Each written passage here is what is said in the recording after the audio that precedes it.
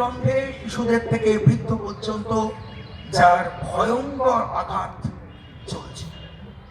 কিন্তু একে বন্দনা করে তো আমাদের জীবন চলবে না। আজকে এই কিন্তু আজকে সব থেকে বড় মহান দেবতা হয়ে উঠেছে। বসে থাকতে পারে মা দুর্গার পায়ের তলায়, কিন্তু ক্ষমতা তার অপরিসীম। সেই ক্ষমতায় কিন্তু সে করাল গ্রাসকে, আমাদের পৃথিবীকে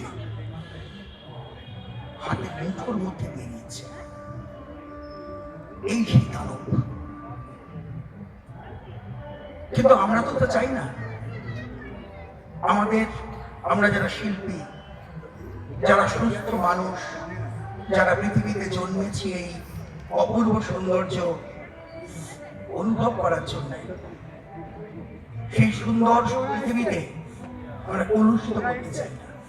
মা যুগে যুগে এসেছেন, তিনি তার হাতের 10 হাতের অস্ত্র দিয়ে তিনি দমন করার চেষ্টা করেছেন।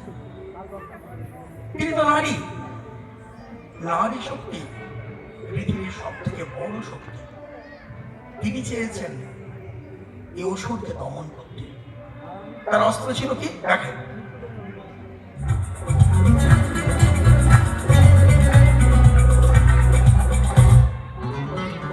এই ছিল ত্রিশূল। সেই ত্রিশূল দিয়ে তিনি সেই অসুরকে নিধন করেছিলেন। এসেছিলেন মা হয়ে, জননী হয়ে। আমরা যার পুজো করি তিনি হচ্ছেন সাক্ষাৎ দুর্গা।